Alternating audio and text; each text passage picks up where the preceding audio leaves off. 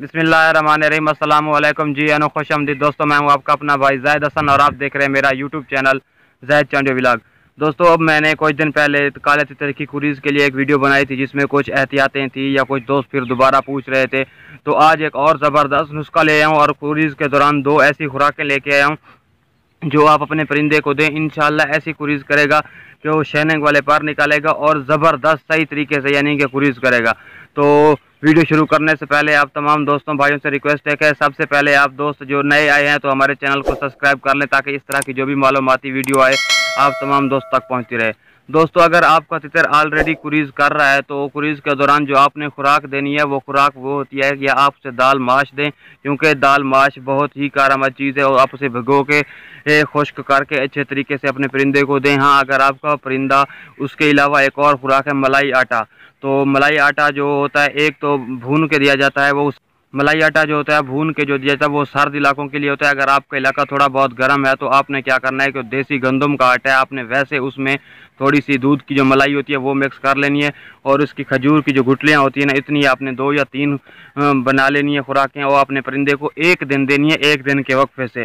ठीक है, इससे इसका बहुत सारा फ़ायदा होता है। एक तो ये है कि इसके जो फ़ायदे मैं आपको गिनवाने पे आ जाऊँ, इसमें प्रोटीन है, विटामिन है और ये कमज़ोर जो ढीला ढीला परिंदा होता है उसको बहुत ताकत एनर्जी देता है और तीतर के जो कुरीज़ है उसमें बहुत ही फ़ायदेमंद साबित होता है। ठीक है, और इसके अलावा इसका जो देने का तरीका है, आपने ये एक दिन देना है। मिसाल के तौर पे एक दिन आपने दिया, एक दिन का वक्फा देना है, फिर अगले दिन देना है।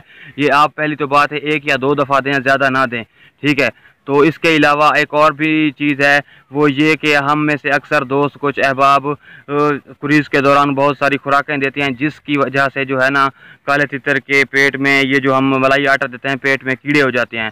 ठीक है, मलाई आटा देने के बाद आपने जो सबसे बड़ा एहतियात करना है कि आपने अपने परिंदे को बिल्कुल पानी नहीं देना। पानी देंगे तो उसके पेट के अंदर कीड़े हो जाएंगे और मसला हो सकता है। बिल्कुल आप मलाई आटा दें, ये बहुत ही कमद और अच्छा नुस्खा है और तितर को ताकत और तवानाई बख्शता है। तो आपने इसके बाद ये एहतियात करना है कि बस आपने सिर्फ पानी नहीं देना। ठीक है, बाकी जो आप खुराक देते हैं कैजुअली आप वो दे दें।